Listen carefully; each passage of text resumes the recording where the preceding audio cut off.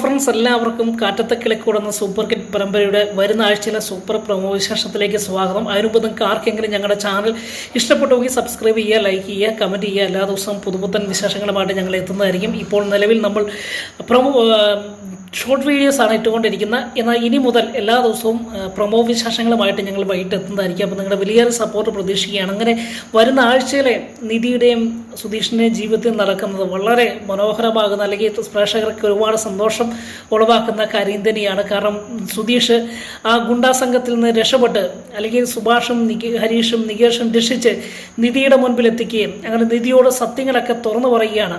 സുധീഷിനെ തട്ടിക്കൊണ്ടു പോവുകയും കള്ളനാക്കാൻ ശ്രമിക്കുകയും ഒടുവിൽ കൊന്നുകളയാൻ പോലും ശ്രമിച്ചത് നിധിയുടെ അച്ഛനും ചേട്ടനും അമ്മയും കൂടെ ചേർന്നാണ് എന്ന് പറയുകയാണ്. അപ്പോൾ തെളിവെന്തിയെന്ന്, അതിന് തെളിവുണ്ടോ എന്ന ചോദ്യത്തിന് നമ്മുടെ ഹരീഷ് ആ ഗുണ്ടാ നേതാവ്, അല്ലെങ്കിൽ ആ ഗുണ്ടാ നേതാവിനുമായിട്ട് വരികയും ആ ഗുണ്ടാ നേതാവ് എല്ലാ സത്യങ്ങളും നിധിയോട് പറയുകയാണ്. ഇന്നുപോലെ രാജീവ് സാറും അരുൺ സാറുമാണ് ഞങ്ങളോട് സുധീഷിനെ തട്ടിക്കൊണ്ടു പോകണമെന്നും കള്ളനാക്കണമെന്നും പറഞ്ഞത് എന്നൊക്കെ പറഞ്ഞ് മനസ്സിലാക്കി കൊടുക്കുമ്പോൾ നിധിക്ക് സത്യം മനസ്സിലായി. സുധീഷിനെ ചതിക്കുകയായിരുന്നു തൻ്റെ അച്ഛനും ചേട്ടനും അമ്മയും എന്നും, തന്നോടുള്ള സ്നേഹം കൊണ്ടല്ല ഇത്രയും തങ്ങളെ വിളിച്ചുകൊണ്ട് വീട്ടിൽ വന്നതും തങ്ങളെ സ്നേഹിക്കുന്നത് പോലെ അഭിനയിക്കുക മാത്രമാണ് ചെയ്തതെന്നും, അച്ഛൻ്റെയും അമ്മയുടെയും ചേട്ടൻ്റെയും ഒക്കെ അഭിമാനം രക്ഷിക്കുവാൻ വേണ്ടി ചെയ്ത ചതിയാണ് ഇതെന്നും മനസ്സിലാക്കി ഇനി ഒരിക്കലും ഈ വീട്ടിൽ നിന്നാൽ തനിക്ക് രക്ഷപ്പെടാൻ കഴിയില്ല, അല്ലെങ്കിൽ തന്നെ ഇവർ സ്നേഹിക്കില്ല, മറിച്ച് അവരുടെ ഇഷ്ടപ്രകാരം അവരുടെ അഭിമാനം കാക്കുന്ന വിധത്തിൽ തന്നെ കൊണ്ട് മറ്റൊരു വിവാഹം കഴിപ്പിക്കുമെന്നും,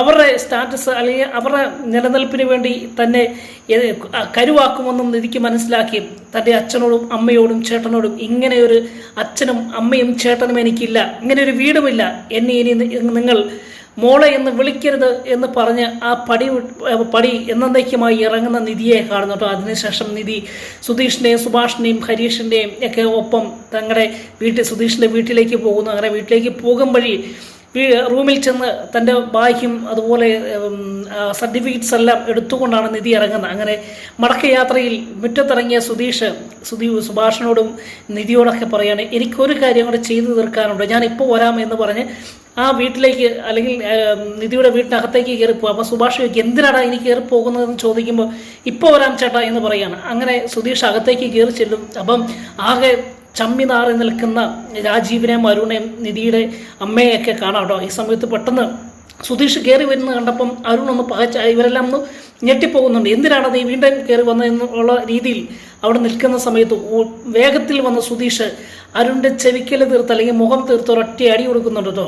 അതുകൊണ്ട് തടയാൻ പോലും സമയം കിട്ടാതെ അരുൺ അവിടെ ആ അടിയും കൊണ്ട് സഹിച്ചു നിൽക്കുകയും അങ്ങനെ ഒടുവിൽ പറയാണ്, ഇത് ഞാൻ കുറച്ച് ദിവസമായി ആലോചിച്ചിരിക്കുന്നത്, എന്നെ ഇവിടെ ഇട്ട് നീയൊക്കെ ചെയ്ത അതിനുള്ളൊരു ഒരു ശിക്ഷയാണ് ഇത് എന്ന് പറഞ്ഞ് ചെവിക്കൽ ഒരടി കൊടുക്കുകയും അതിനുശേഷം അവിടെ ഇരുന്ന തൻ്റെ കയ്യിലിരുന്ന ആ താക്കോലുമായിട്ട്, അല്ലെങ്കിൽ നിധിയുടെ അല്ലെങ്കിൽ രാജീവിൻ്റെ വാഹനവും ആ വാഹനത്തിൻ്റെ താക്കോലും കൂടെ ഞാൻ കൊണ്ടുപോയാണ്, ഞങ്ങൾക്ക് വീട്ടിൽ മടങ്ങിപ്പോകണം, അതുകൊണ്ട് ഞാൻ ഈ വണ്ടിയുമായിട്ട് പോവുകയാണ്, നിങ്ങൾക്ക് ഈ വണ്ടി ആവശ്യമുണ്ടെങ്കിൽ എൻ്റെ വീട്ടിൽ വന്ന് ആളിനെ വിട്ടോ, അല്ലെങ്കിൽ നിങ്ങൾ വന്നോ എടുത്തോണ്ട് പോയിക്കോളാൻ പറയുകയും അങ്ങനെ അവരുടെ വാഹനവുമായിട്ട് സുധീഷ് വെളിയിലേക്ക് പോകുന്നു. അങ്ങനെ ആ സമയത്താണ് വെളിയിൽ നമ്മൾ ഇത്രയും പേര് എങ്ങനെയാണ് ബൈക്കിൽ പോകുന്നത് എന്ന് ചിന്തിച്ച് നിൽക്കുന്നത്. അപ്പം സുധീഷ് പറയാണ്, നമ്മളെന്തിനാണ് ബൈക്കിൽ പോകുന്നത്, നമ്മൾ ഈ വാഹനത്തിൽ പോവുകയാണ് എന്ന് പറയാണ്. അപ്പം എല്ലാവരും നന്ദിച്ച്, എന്തിനാണ് ഈ വാഹനത്തിൽ പോകുന്നത്, ഇത് അവരുടെ വാഹനമല്ലേ എന്ന് ചോദിക്കുകയാണ്. ഈ വാഹനത്തിലാണ് എന്നെ തട്ടിക്കൊണ്ട് പോയത്, ഈ വാഹനമാണ് എല്ലാത്തിനും കാരണം, അതുകൊണ്ട് ഈ വാഹനം ഞാൻ അങ്ങ് എടുത്തോണ്ട് പോവുകയാണ് എന്ന് ഞാൻ പറഞ്ഞിട്ടുണ്ടെന്ന് പറയും. അപ്പം നിധിയും പറയാണ്, ആ സുഭാഷ് ഏട്ടാ അത് നല്ലതാണ്, നമുക്ക് എങ്ങനെയെങ്കിലും വീട്ടിൽ പോകണമല്ലോ, അതുകൊണ്ട് ഈ വാഹനം എടുക്കുന്നതിൽ ഒരു കുഴപ്പമില്ല, എനിക്കും കൂടെ അവകാശപ്പെട്ട വാഹനമാണ്, അതുകൊണ്ട് ആ വാഹനത്തിൽ തന്നെ നമുക്ക് പോകാമെന്ന് പറയുകയും അങ്ങനെ നിധിയും സുധീഷും ഹരീഷും നികേഷും ഒക്കെ സുഭാഷും എല്ലാം കൂടെ ചേർന്ന് ആ വാഹനത്തിൽ വീട്ടിലേക്ക് പോകുന്നു.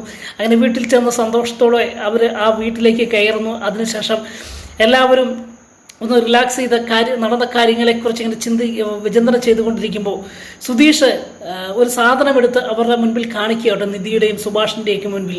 എന്താണ് എന്ന് ചോദിച്ചാൽ, തൻ്റെ കയ്യിൽ ഏൽപ്പിച്ച ആ പണവും സ്വർണ്ണാഭരണങ്ങളും രത്നങ്ങളും കൊണ്ടുപോകുന്ന വഴിയിൽ തന്നെ തട്ടിക്കൊണ്ടുപോയ സമയത്ത് ആ ബാഗിൽ നിന്ന് തനിക്ക് ഒരു രത്നം എടുക്കണമെന്ന് വലിയൊരു സ്വർണം, അല്ലെങ്കിൽ നിധി എടുക്കണമെന്ന് ഒരു വലിയ ആഗ്രഹം.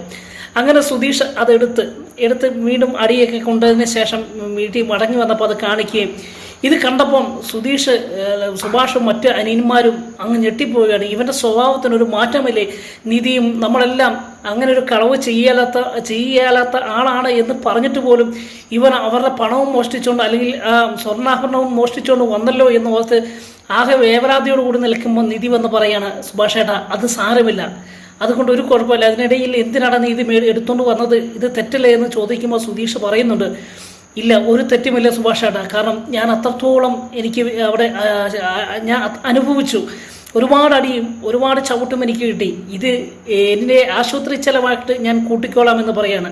അപ്പോൾ നിധി പറയാണ്, സുഭാഷേട്ടാ വഴക്ക് പറയേണ്ട കാര്യമില്ല, കാരണം സുധീഷ് ഒരുപാട് വേദനിച്ചതാണ്, ഒരുപാട് അനുഭവിച്ചതാണ്, എൻ്റെ അച്ഛനും ചേട്ടനുമൊക്കെ ഒരുപാട് ഉപദ്രവിച്ചതല്ലേ, സുധീഷ് അത് എടുത്തിൽ യാതൊരു തെറ്റുമില്ല, കാരണം തൻ്റെ ചികിത്സാ ചെലവിന് അത് എടുക്കാമല്ലോ എന്ന് നിധിയുടെ സപ്പോർട്ടും കൂടെ കിട്ടിയപ്പോൾ സുധീഷിന് വളരെ സന്തോഷമായി.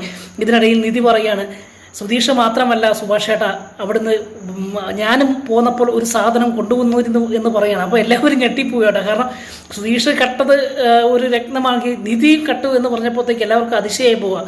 അപ്പോൾ പെട്ടെന്ന് സുധീഷ് പറയും, നീയും മോഷ്ടിച്ചോ? അപ്പോൾ അത് വലിയ എന്നേക്കാളും കൂടുതൽ വിലപിടിപ്പുള്ള സാധനമായിരിക്കുമല്ലോ, എന്താണ് പണമാണോ സ്വർണ്ണമാണോ എന്താണ് നീ എടുത്തുകൊണ്ട് വന്നതെന്ന് ചോദിക്കുമ്പോൾ നിധിയുടെ ബാഗിൽ നിന്ന് തൻ്റെ സർട്ടിഫിക്കറ്റ്, തൻ്റെ അച്ഛനും ചേട്ടനും തടഞ്ഞു വെച്ച തൻ്റെ ആധാർ കാർഡും പാൻ കാർഡും സർട്ടിഫിക്കറ്റുകളെല്ലാം നിധി ഇതിനിടയിൽ ആ വീട്ടിൽ ചെന്ന് സ്നേഹം നടിച്ചു, അല്ലെങ്കിൽ തന്നെ സ്നേഹിക്കുന്നു എന്ന് അറിഞ്ഞപ്പോൾ തന്നെ മുറിയിലെല്ലാം കയറി അരിച്ച് പറക്കി തടഞ്ഞു വെച്ചിരിക്കുന്ന സർട്ടിഫിക്കറ്റ് എല്ലാം തൻ്റെ കൈവശമാക്കിയിരുന്നു. അതുമായിട്ടാണ് നിധി മടങ്ങി വരുന്നത് കേട്ടോ. അപ്പോൾ ഇനി നിധിക്കൊന്നും പേടിക്കേണ്ട, എവിടെ വേണമെങ്കിലും ജോലി ചെയ്യാം, പഠിക്കാൻ വേണമെങ്കിൽ പഠിക്കാൻ പോകാം, അതുപോലെ സുധീഷുമായിട്ട് രജിസ്റ്റർ മാരേജ് ചെയ്ത അത് വേണമെങ്കിൽ ഡിവോഴ്സ് ആക്കാം, അതൊക്കെ അത് ആ സർട്ടിഫിക്കറ്റ് കിട്ടിയതോടുകൂടി നിധിയുടെ വലിയൊരു ജീവൻ തിരിച്ച് കിട്ടിയതുപോലെ കേട്ടോ. അപ്പോൾ സുധീഷ് ഈ സർട്ടിഫിക്കറ്റ് എടുത്ത് കാണിച്ചപ്പോഴത്തേക്ക് സുധീഷിന് ആ സന്തോഷം അങ്ങ് പോയി. സുധീഷ് ഓർത്തത് പണവും സ്വർണ്ണാഭരണമൊക്കെ ആയിരിക്കും നിധി എടുത്തുകൊണ്ട് വന്നിരിക്കുന്നത് എന്നൊക്കെയാണ് വിചാരിച്ചേട്ടോ. അപ്പോൾ എന്തായാലും ഈ സർട്ടിഫിക്കറ്റ് കൊണ്ടുവന്നു എന്നറിഞ്ഞപ്പം, സർട്ടിഫിക്കറ്റാണ് നിധി എടുത്തുകൊണ്ട് വന്നത് എന്നറിഞ്ഞപ്പോൾ ബാക്കിയുള്ളവർ സുഭാഷും നികേഷും ഹരീഷും ഒക്കെ പൊട്ടിച്ചിരിക്കുകയും ചെയ്യുന്ന ഒരു മനോഹരമാകുന്ന രംഗങ്ങളൊക്കെ ആയിരിക്കും വരുന്ന ആഴ്ചത്തെ എപ്പിസോഡ് നടക്കാൻ പോകുന്നത്. അതിനുശേഷം നിധിക്ക് ഒരു ജോലി ലഭിക്കുന്നതും വരുന്ന ആഴ്ചത്തെ എപ്പിസോഡിൻ്റെ അവസാന ഭാഗത്ത് കാണാം. അപ്പം ഞങ്ങൾ എല്ലാ ദിവസവും ഡെയിലി പ്രൊമോ വിശേഷവുമായിട്ട് വരുന്നതായിരിക്കും. നിങ്ങളുടെ വലിയൊരു സപ്പോർട്ട് പ്രതീക്ഷിച്ചുകൊണ്ട് വീണ്ടും കാണും വരെ എല്ലാവർക്കും ഗുഡ് ബൈ.